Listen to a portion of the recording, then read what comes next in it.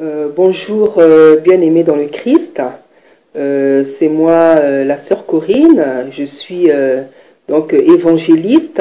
Pour ceux qui n'ont pas pu suivre la vidéo de ma présentation.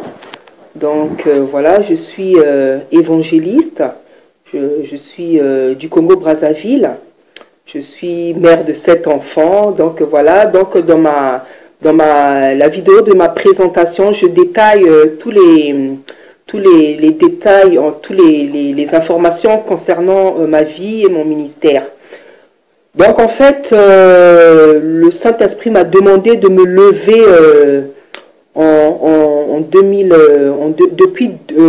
depuis février 2014. Et en fait, le temps que je mette certaines choses en place, ce n'est que maintenant, en fait, dès ce mois de janvier 2015, que je me mets à diffuser en fait les messages que le Seigneur m'a confiés sur le net. Voilà. Donc,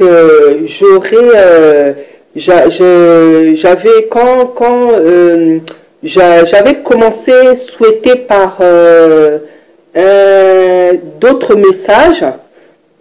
Parce qu'il y a un message qui me tient beaucoup à cœur. Et en fait, j'avais demandé au Saint-Esprit que ça soit celui-là que je puisse prêcher comme première prédication, en fait. Mais c'est Dieu qui décide les choses, c'est pas nous. Et en fait, le Seigneur me pousse à prêcher ce qui est urgent pour lui. Voilà, donc en fait, aujourd'hui, je veux venir avec un message que je n'avais pas nécessairement...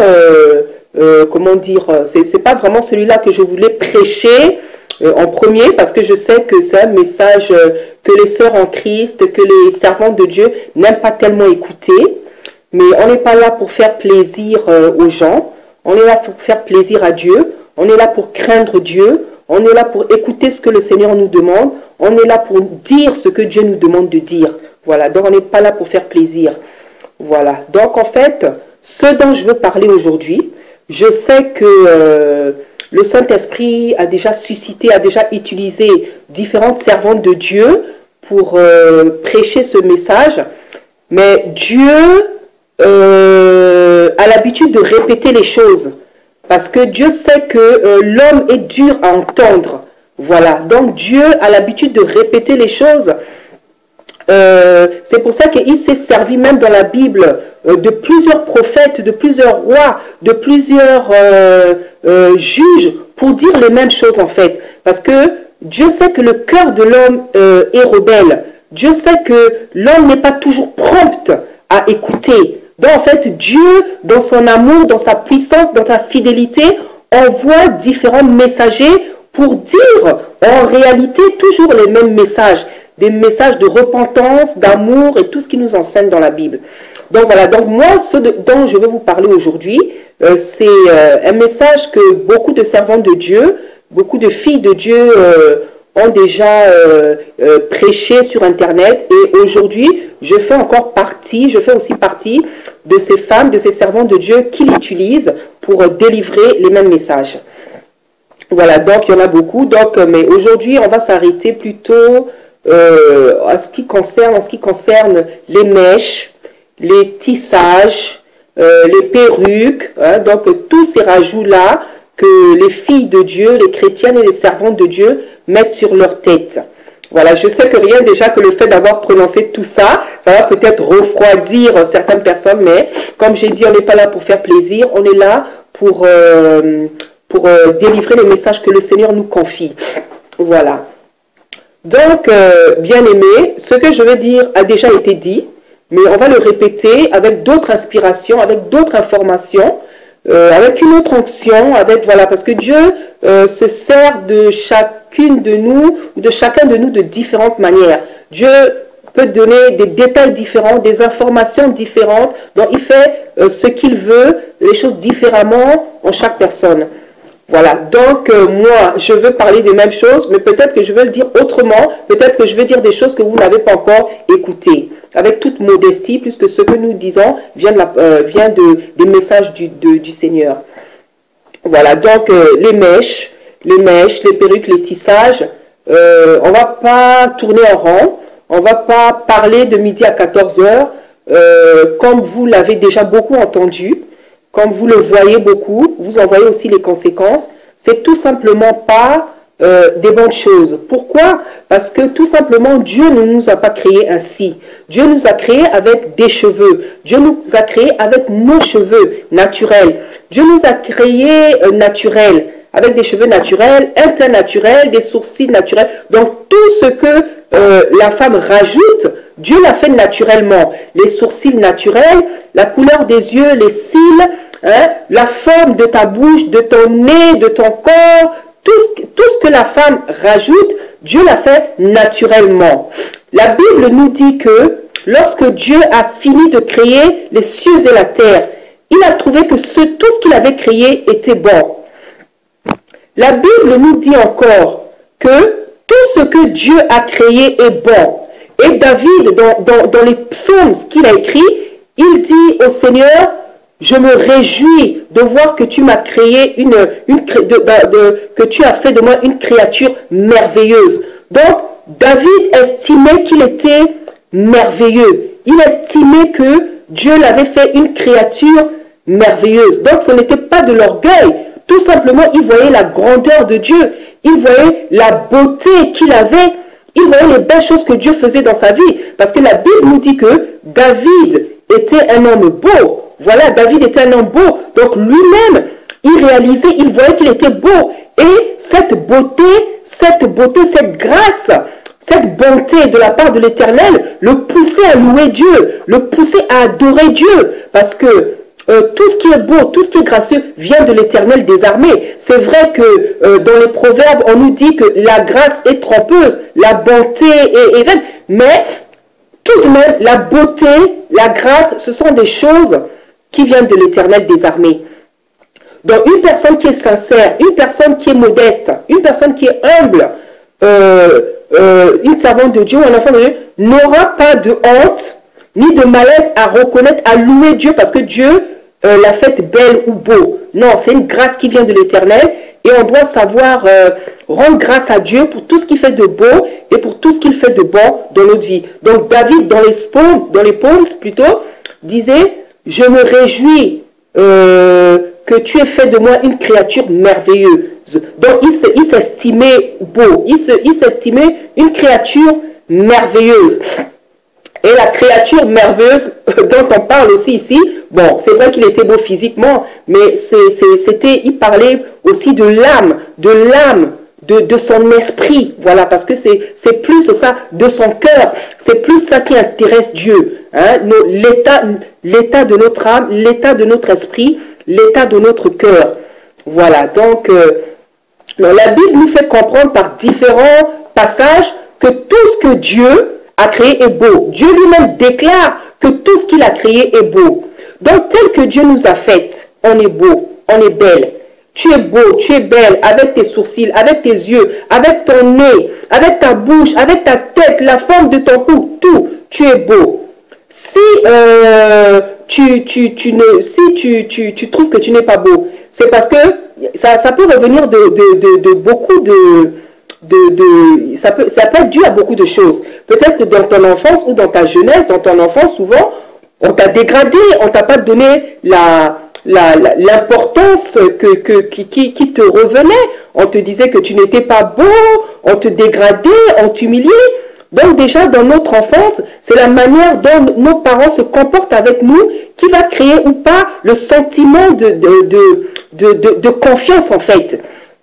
C'est sûr qu'un enfant à qui on dit toujours t'es pas beau, t'es pas belle, t'es pas déjà, c'est sûr qu'un grand complexe d'infériorité, de souffrance va se créer. Et c'est sûr qu'en grandissant, s'il n'y a pas des gens autour qui l'ont rassuré, qui ont corrigé ses erreurs, c'est sûr que la personne ne va pas se rendre service.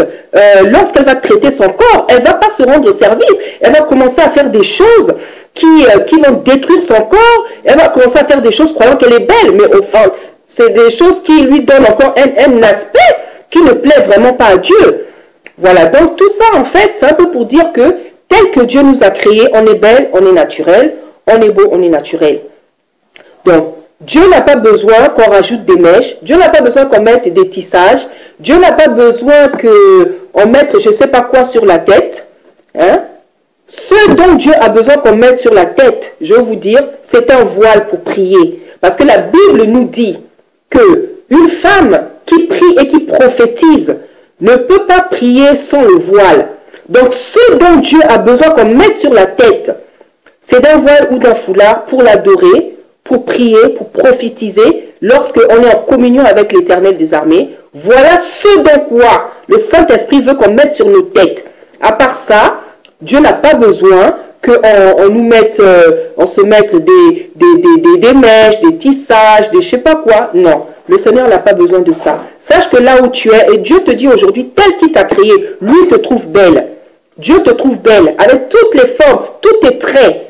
Parce que c'est lui qui t'a créé, donc il sait pourquoi il t'a créé. Si tu trouves que ton nez n'est pas beau, ta bouche ou tes yeux, pour lui, la Bible dit qu'il ne fait rien au hasard.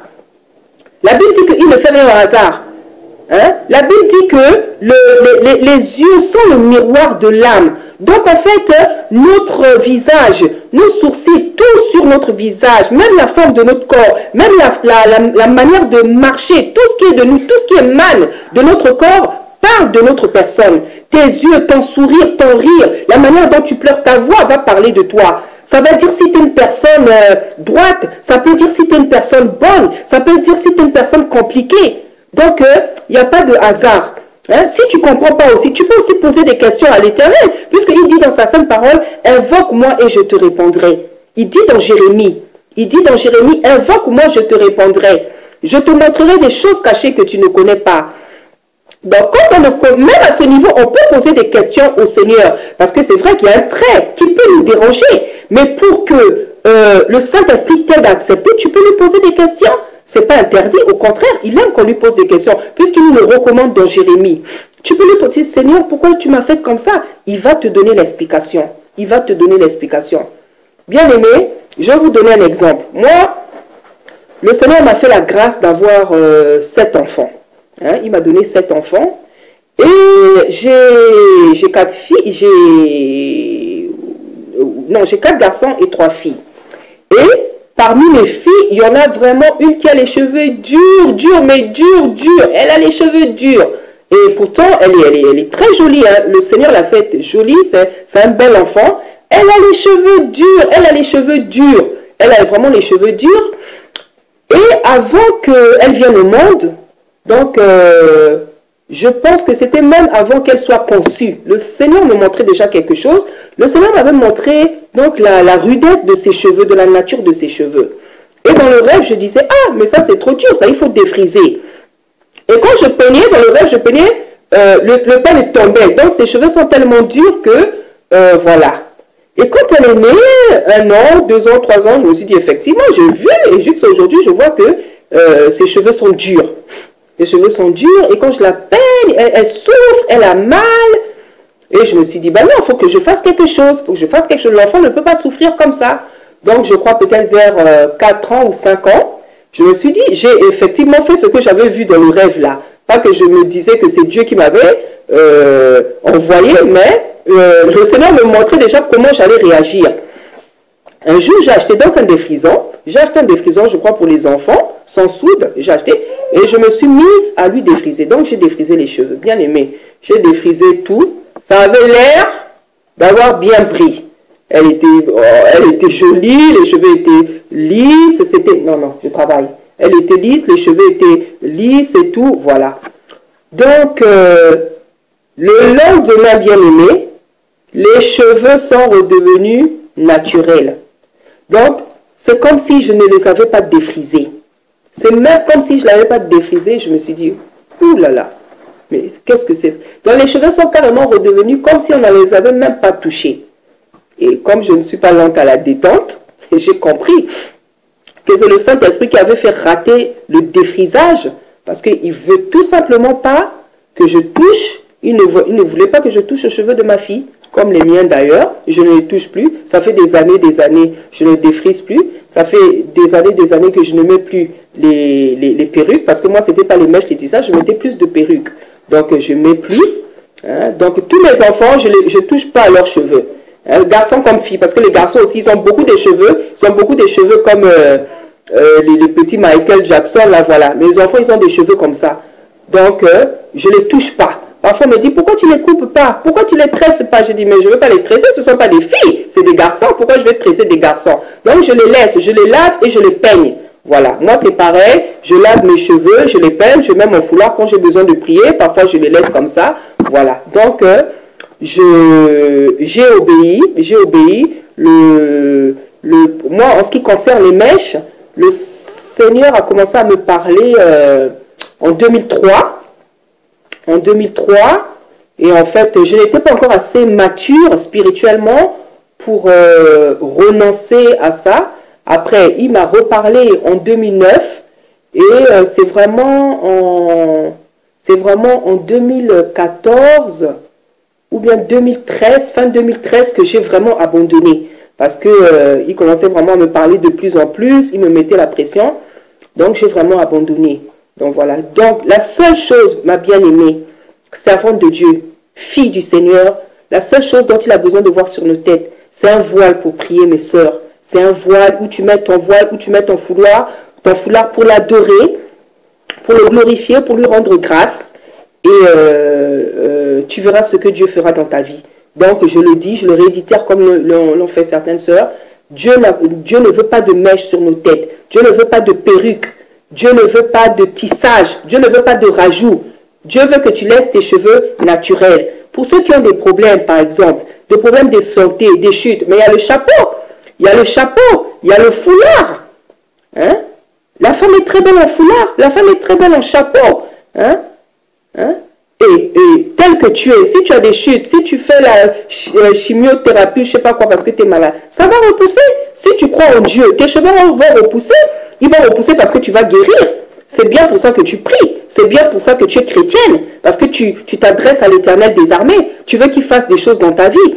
Donc si tu sais qu'il va faire des choses, tu sais que tu vas guérir. Tu sais qu'il va t'exaucer, tu vas guérir. Tes cheveux vont repousser. Voilà, donc ces choses-là, ce n'est pas bien. Il faut que tout simplement on les arrête sans raisonner, sans résister, sans se rebeller à Dieu, sans désobéir, ayant l'habitude, mes chères sœurs, chers servants de Dieu, d'écouter avec simplicité ce que le Seigneur nous demande. Hein? Je ne vois pas pourquoi il est toujours nécessaire, inutile, même dangereux, parce que Dieu n'est pas notre copain, Dieu n'est pas notre camarade, il est Dieu. Il est le créateur. Hein? C'est vrai que la Bible dit qu'il nous appelle amis. Mais un ami, c'est différent d'un camarade, d'un pote. Dieu est notre ami, mais il n'est pas notre pote, ni notre camarade. Et puis un ami, ça se respecte. Un ami, ça se respecte. Donc, bien-aimés dans le Christ, soyons obéissants au Seigneur. Le Seigneur nous demande d'abandonner beaucoup de choses, c'est pour notre bien. Hein? Tel que Dieu a fait les choses, il les a estimées belles et bonnes. Et il y a beaucoup de choses dans ce monde qui sont perverties. Nous allons beaucoup en parler. Nous allons faire beaucoup de sujets. Il y a beaucoup de choses que le malin a perverties, pour que les choses de Dieu ne soient pas telles qu'il les a créées. Que ce soit au niveau de la famille, que ce soit dans le monde, dans la société, au niveau de notre corps. Il n'a fait que pervertir les choses pour qu'on ne reste pas tel que le Seigneur a créé les choses. Donc, bien aimé, avec amour, avec tout l'amour que Dieu a pu mettre dans mon cœur, toute la simplicité, je viens vous donner ce message. Mes sœurs, abandonnez les mèches, abandonnez les perruques, tous ces rajouts, ça ne plaît pas à Dieu. Si on est chrétienne, si on prie Dieu, c'est parce qu'on veut que nos vies changent, parce qu'on cherche le bonheur. Mais si on cherche le bonheur, pourquoi ne pas suivre les directives que nous donne ce Dieu? Pourquoi ne pas suivre les directives de celui qui est capable de nous donner le bonheur? Toi-même, tu as vu que tu as tout essayé dans la vie. Tu as mis les mèches pour obtenir un mari. Tu as mis les mèches pour te faire remarquer. Tu as mis je ne sais pas quel maquillage. Tu as mis les yeux de couleurs bizarres. Tu as changé ton nez. Tu as enlevé les sourcils. Tu as mis les faux ongles. Tu as mis les faux sourcils. Le rouge à lèvres, tu mets ça comme je ne sais pas quoi. Donc, ton visage est devenu comme une palette de peinture. Elle subit toutes les couleurs de ton humeur. Tu as fait tout ça pour plaire à un homme, pour te faire remarquer dans ta société. Pourquoi aujourd'hui tu en es où? Est-ce que l'homme en question te respecte? Est-ce que le copain, le petit copain que tu as là, te respecte? Même parfois c'est ton mari qui t'a fait la dot, qui t'a emmené à la mairie. Est-ce qu'il te respecte? Le père de tes enfants. Hein? Pourtant, il est censé te respecter. Il est censé te protéger, te faire du bien. Mais regarde tout ce que tu fais. Est-ce que malgré tout ça, et tu trouves le bonheur, tu trouves pas maman? Donc, le bonheur n'est pas là. Le bonheur, c'est pas comme ça qu'on le cherche et le bonheur n'est pas là. Le bonheur se trouve dans la parole du Seigneur. Le bonheur se trouve dans la crainte du Seigneur. Le bonheur se trouve dans l'amour qu'on a pour Dieu. C'est-à-dire tout ce qu'on est capable de faire pour le Seigneur. Hein? Tous les sacrifices, tout qu'on est capable de faire, tout ce qu'on peut abandonner. Le bonheur se trouve dans l'obéissance. Et c'est surtout l'obéissance. Parce que la Bible nous dit que Dieu préfère l'obéissance au sacrifice. Hein? Tu vas voir, si tu obéis tout simplement à la parole de Dieu, si tu obéis à ce que le Seigneur te dit personnellement, parce qu'il nous parle dans sa parole, mais il nous parle aussi de manière personnelle. Si tu obéis non seulement à sa parole et à ce qu'il te dit, si à chaque fois il te dit quelque chose, tu abandonnes avec simplicité, ma soeur, tu vas voir comment tu seras heureuse. Tu n'auras pas là à traîner, à dépenser ton argent avec un psychologue, donc tu ne seras pas dans des groupes de je ne sais pas quoi, de thérapie. Hein? Tu ne vas pas fuir la réalité en regardant tel film, telle émission ou à traîner avec telle compagnie pour oublier seulement les soucis. Non, ma soeur, si tu fais ce que le Seigneur te demande, la Bible nous dit, les commandements de l'Éternel ne sont pas pénibles. Bien-aimés, je vous dis la vérité. En réalité, ce que Dieu nous demande n'est pas pénible. La Bible, j'ai un oncle qui a l'habitude de me dire, maman Corinne, la Bible a été écrite pour les hommes et non pour les anges. Les anges, la Bible dit, ils veulent même plonger leur regard dedans. Et si Dieu a écrit la Bible pour les hommes, si tout ce que Dieu a écrit, ça veut dire que Dieu sait qu'on est capable de le pratiquer. Parce que Dieu ne peut pas nous demander des choses qu'on ne peut pas faire. La Bible dit que si on ne peut pas faire quelque chose, c'est lui qui nous donne la force. Puisque la Bible dit que il ne permettra pas que tu sois tenté au-delà de tes forces. Au moment où tu n'arriveras pas à faire quelque chose, c'est là où le Saint-Esprit viendra te seconder en fait. C'est là où le Saint-Esprit viendra te soutenir pour que tu puisses aller de l'avant. Donc, bien aimé, si on fait tout simplement, on écoute tout ce que la Bible nous dit, de Genèse à Apocalypse, et tu fais aussi dans ta vie ce que l'Éternel des armées te demande personnellement, ma soeur, je veux te dire, tu n'auras pas besoin de faire beaucoup de jeûnes, je t'assure, ou des retraites. Tu n'auras pas besoin de t'agiter beaucoup devant l'Éternel. Tu n'auras pas besoin de beaucoup parler devant l'Éternel pour qu'il te donne quelque chose. Moi, bien aimé, les gens qui me connaissent vraiment, je ne suis pas une personne qui jeûne beaucoup, je vous assure. Je ne suis pas une personne qui parle beaucoup, même quand je prie, même quand je demande quelque chose. Je ne parle pas beaucoup, je vous assure. Je ne m'agite pas beaucoup. Parce que j'ai compris que c'est pas la, comme dit Jésus dans les évangiles, il dit que c'est pas la multitude des paroles qui fait que Dieu nous écoute. Non, bien aimé. C'est la foi d'abord, la foi en la Bible, la foi en Dieu. C'est-à-dire que ce Dieu qui est descendu sur la terre, ce Dieu-là qui nous a envoyé son Fils pour mourir à la croix, pour nous sauver, avec des promesses qu'il nous a données. Il n'est pas un homme pour mentir, pour ne pas les accomplir. La Bible dit qu'il n'est pas un homme pour mentir, ni le Fils de l'homme pour se repentir. Dieu est Dieu. Il n'y a que les hommes qui mentent. Dieu ne peut pas mentir parce qu'il est Dieu. Dieu ne peut pas mentir parce qu'il est parfait. Hein? Donc, quand Dieu nous fait des promesses, il va les accomplir. La Bible dit la Bible dit même, il ne tarde pas dans l'accomplissement de ses promesses, comme certains le croient. Parce qu'il y a des gens qui croient que Dieu tarde. Dieu ne tarde pas. Si tu fais tout ce que Dieu te demande, Dieu ne va pas tarder. La Bible dit que, avant même qu'on ait terminé de parler, parfois de prier, il a déjà exaucé. Parce qu'en réalité, il sait déjà ce qu'il y a dans ton cœur. La Bible dit dans Ésaïe, avant qu'ils aient terminé de prier, je les aurais déjà exaucés. Dieu a l'habitude de nous exaucer. Dieu n'attend pas que tu aies fini de parler, je dis la vérité. Il sait déjà ce qu'il y a dans ton cœur. Il veut tout simplement que tu confesses les choses. Il veut tout simplement que tu confesses les choses positives. Il veut tout simplement que tu manifestes ta foi. Mais en réalité, bien aimé, Dieu a déjà agi. Dieu a agi depuis la croix de Golgotha. Dieu agit dans sa mort pour nous. Hein? Dieu nous a tout donné par sa mort. Hein? Ce Dieu qui descend, qui se suicide, parce que moi j'appelle ça un suicide, pour sauver ceux qu'il aime. Donc en faisant ça, Dieu a tout fait dans sa mort. C'est pour ça qu'il dit dans sa sainte parole, tout, il a dit à son Père, tout est accompli.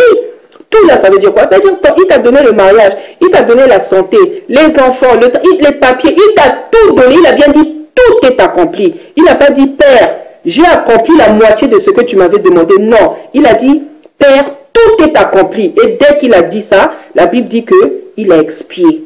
Hein, il a rendu son âme. Parce qu'il attendait justement que tout soit accompli pour rendre l'âme.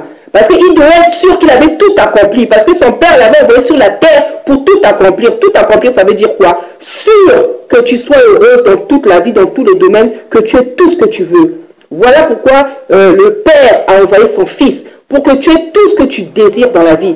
Parce que c'est ça à quoi Dieu nous appelait. Dieu nous appelait au bonheur. Dieu ne nous a pas appelés à la souffrance. Dieu ne nous a pas appelés à la maladie, à la tristesse, au désespoir, à la déception. Non.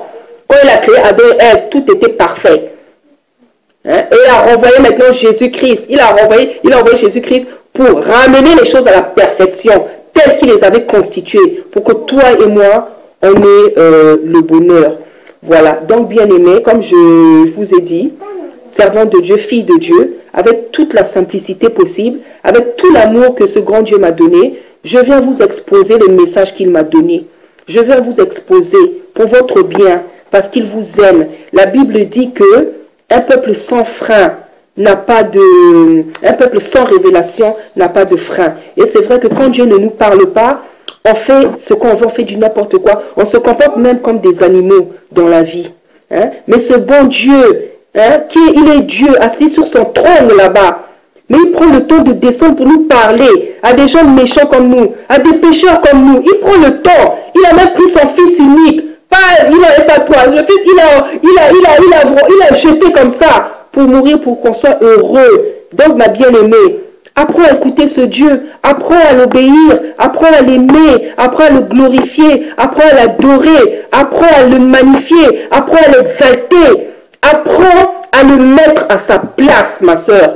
Apprends ce Dieu-là apprends à mettre ce Dieu à sa place. Ce Dieu, quand il est mort pour toi, il t'a mis à la place qu'il fallait. Il a dit, je vais pour la sœur Corinne, pour la sœur Marjorette, pour la sœur Sylvie, pour la sœur Caroline, pour la sœur Mireille, je vais mourir.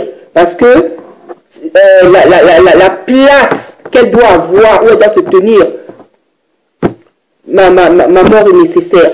Voilà ce que Dieu... Regarde la place où Dieu t'a mis, maman. Regarde la place où Dieu t'a mis. Toi maintenant, pourquoi tu ne vas pas mettre Dieu à la place qu'il faut, maman? Tu vas mettre les enfants avant Dieu. Tu vas mettre le mari avant Dieu. Tu vas mettre ton travail avant Dieu. Ta belle maison avant Dieu. Tes bijoux avant Dieu. Hein? Même ta vie avant Dieu. Non, maman, apprends à faire le contraire. Mais Dieu, après tu mets ton mari, les enfants et tout le reste qui se suit. Dieu va te faire du bien.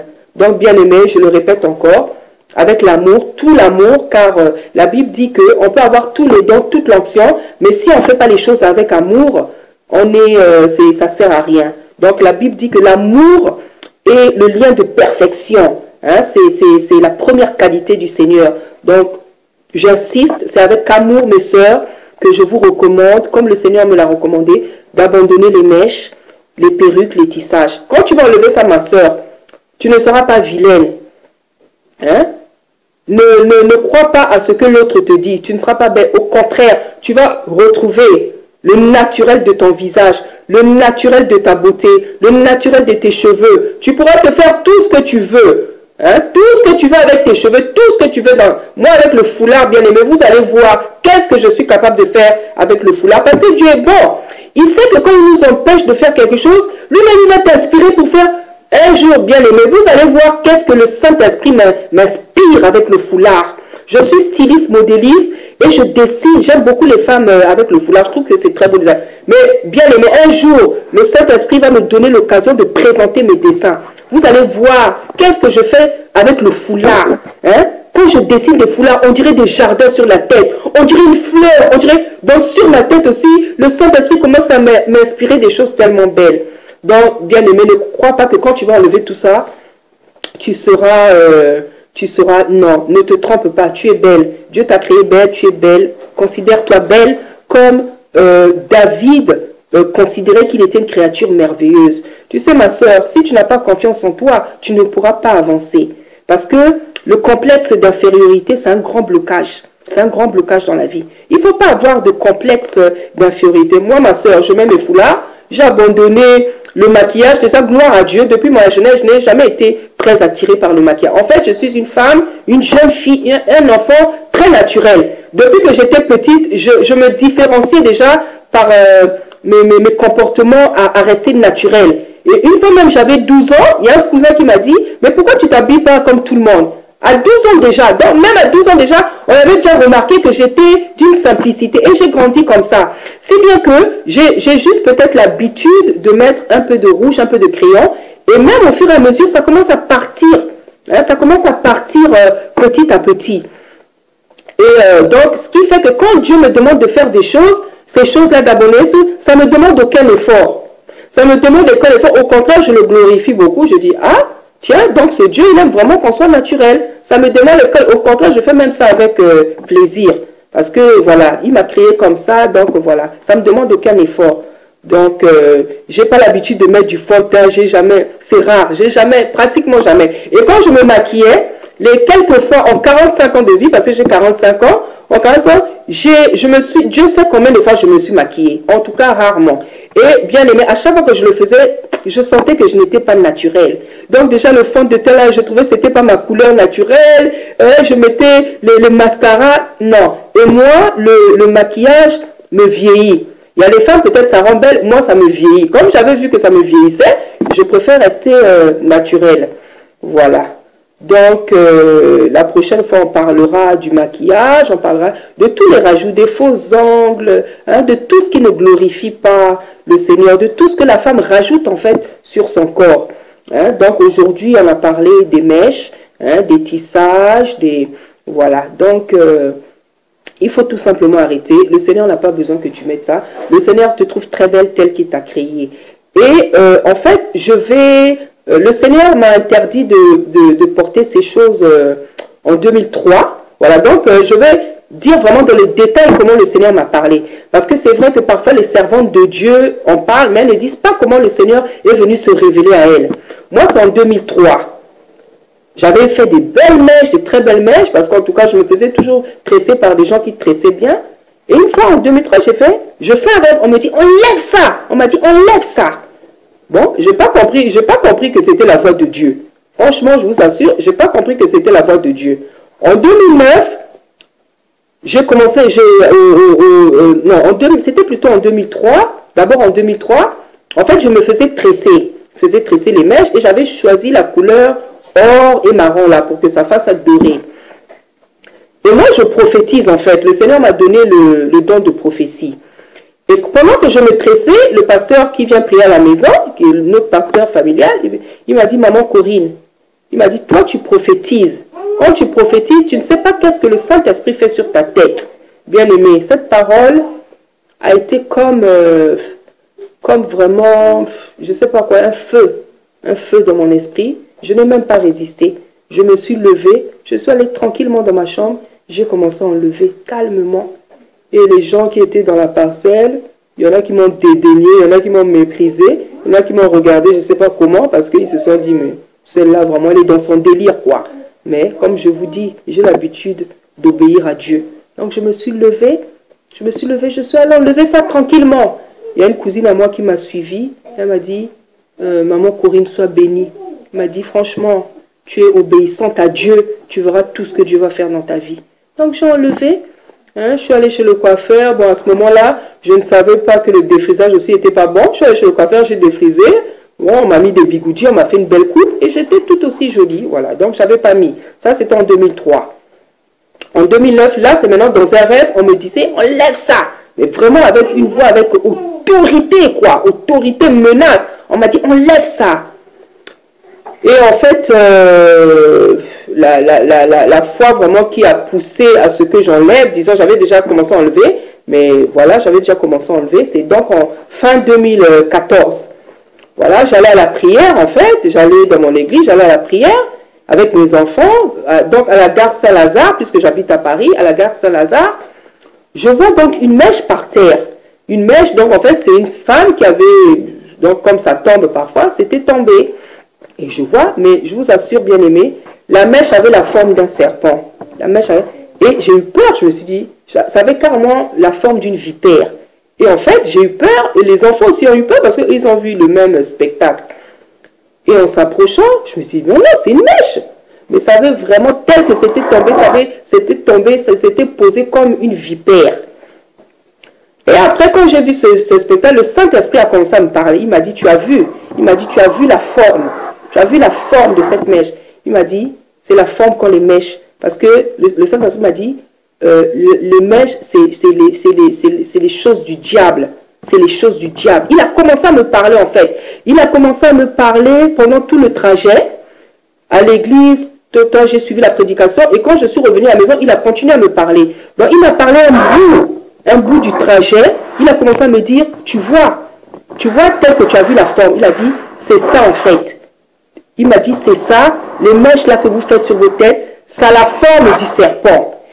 Il m'a dit, regarde déjà quand on tresse, regarde le mouvement que les doigts de la coiffeuse font. Il m'a dit, regarde bien le mouvement. Il m'a dit, le mouvement que font les... Ça, c'est le Saint-Esprit qui me disait tout ça. Il m'a dit, regarde le mouvement que font les doigts de la coiffeuse. Vous-même regardez. Ça la forme... Et il a commencé à me dire, et il a commencé à me prendre exemple par exemple. Il a commencé à me faire comprendre que tout ce qui est du diable a la forme de la démarche du serpent. Il m'a dit, regarde quand on tresse, regarde. Il m'a dit, regarde quand une femme met les talons, des hauts talons.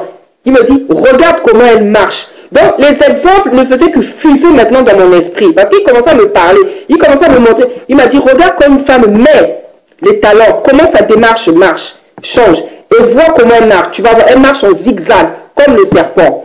Il m'a dit, regarde quand quelqu'un veut faire le mal. Quand quelqu'un veut faire, il fait comme ça. Il fait comme ça. Il regarde s'il n'y a pas quelqu'un. Il dit, c'est comme le serpent. Il fait ça. Il fait ça. Donc, il m'a fait comprendre que tout ce qui vient de diable ressemble à la démarche du diable. Voilà ce qui m'a fait comprendre. Et bien aimé, je vous assure que ça fait une révolution terrible dans ma tête. Je suis arrivé à la prédication, j'ai suivi, je suis retourné chez moi. Le soir, il a continué à me parler en me donnant d'autres exemples. Donc voilà vraiment comment il m'a parlé en 2014, fin d'année, ce qui m'a poussé vraiment à prendre une décision radicale. J'ai fait la repentance et j'ai dit, Seigneur, pardonne-moi pour toutes ces années où je n'avais pas compris. J'ai fait vraiment une repentance parce que moi, quand Dieu vient me convaincre, quand il vient me parler à moi, je fais la repentance.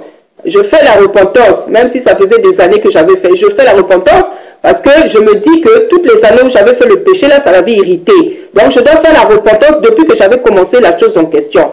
Donc, je fais la repentance.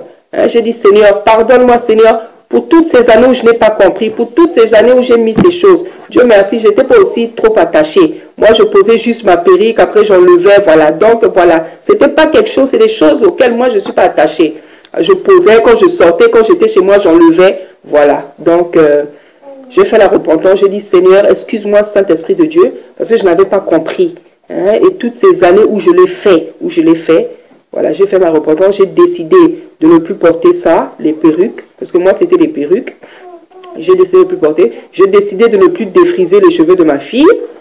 Hein, elle est même plus belle comme ça, je trouve. Elle a un afro, des cheveux durs. Quand je pèle, elle est très belle. Donc, elle est plus belle comme ça.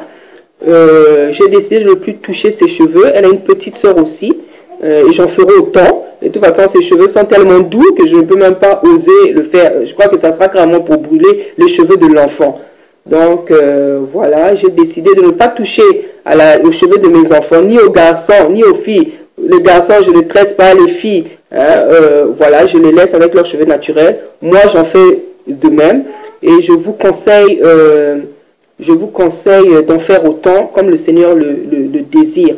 Hein. Une fois, dernièrement, j'ai même vu à l'église un enfant, je crois qu'elle avait peut-être un an. On lui a fait des mèches qui, je ne sais pas, ça a duré combien de heures. L'enfant avait seulement un an. Talaba mèche et belé. Hein. Donc, tout ça, c'est pas normal. Un enfant même de un an, on cherche à tresser. Hein. On cherche à tresser un enfant de... Hein, mais ça met des heures, ça met des heures. Hein. Donc, voilà. Donc, bien aimé, voilà le message que le Seigneur m'a donné pour vous, parce qu'il vous aime, parce qu'il veut vous faire du bien, parce que Dieu sait que la bénédiction se trouve dans l'obéissance. Donc, bien-aimés, servante de Dieu, si vous aimez vraiment ce Dieu-là, je pense que vous n'aurez pas du mal à abandonner ces choses. Si vous avez du mal, si vous n'arrivez pas, le Saint-Esprit, la Bible dit qu'il a envoyé le Saint-Esprit pour, c'est le consolateur, c'est le Saint-Esprit qui nous aide à vivre notre vie de prière. C'est le Saint-Esprit qui nous aide à être en présence de Dieu. Donc c'est le Saint-Esprit qui nous aide à faire toutes choses dans la vie, surtout ce qu'on n'arrive pas. C'est le Saint-Esprit, c'est le rôle du Saint-Esprit. Il est là pour ça. Donc si tu n'arrives pas à faire quelque chose, tu demandes au Saint-Esprit la force, la puissance, il te la donnera. Parce que la Bible dit que Dieu donne la sagesse sans reproche. Dieu donne tout ce qu'on lui demande sans reproche. Il donne l'intelligence, il donne la sagesse. La Bible dit dans les proverbes que la sagesse et le conseil lui appartiennent. Donc quand on n'arrive pas à faire quelque chose dans la vie, fais appel au Saint-Esprit parce que c'est son rôle. Parce que Jésus-Christ n'est plus là physiquement. C'est pour ça que le Père nous envoie le Saint-Esprit pour nous soutenir dans chaque chose, pour nous rendre capables de faire chaque chose. C'est pour ça qu'il dit dans ta sainte parole, sans moi vous ne pouvez rien. Effectivement, sans le Saint-Esprit on ne peut rien. C'est le rôle du Saint-Esprit de nous rendre capables de faire la volonté de Dieu. Voilà, c'est tout à fait le rôle du Saint-Esprit, de nous rendre capables de faire la volonté du Seigneur. Donc, bien aimé, je ne sais pas qu'est-ce que je peux rajouter encore, que vraiment le Saint-Esprit vous bénisse, que le Saint-Esprit vous rende capable de lui obéir, que le Saint-Esprit vous soutienne, que le Saint-Esprit vous fasse du bien, que le Saint-Esprit bénisse toutes les servantes de Dieu et les enfants de Dieu qui écoutent ce message, qui le pratiquent, et que le Saint-Esprit donne la force à celles qui ont vraiment du mal. Mais ma soeur, je te dis vraiment, si tu aimes vraiment ce Dieu, tu ne vas pas résister, tu ne vas pas raisonner.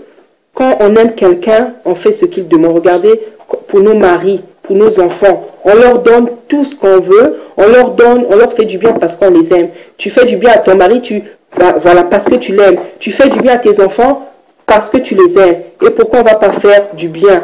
Pourquoi on ne va pas écouter notre Dieu? Ce Dieu qui s'est donné, qui s'est livré à la mort pour nous. Pourquoi on ne va pas l'obéir?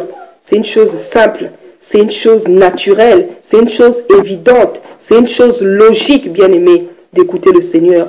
Parce que ce n'est pas ton mari, ce n'est pas ton enfant, ce n'est pas ta meilleure amie, ce n'est pas ta mère, ce n'est pas ton père qui est mort pour toi. C'est Jésus-Christ qui a expié à la croix pour toi. C'est Jésus-Christ qui est mort pour toi. Donc, bien-aimé, s'il y a une personne que tu dois suivre cette terre, s'il y a une personne que tu dois aimer, obéir, suivre, par laquelle tu dois te laisser guider, c'est le Seigneur Jésus-Christ.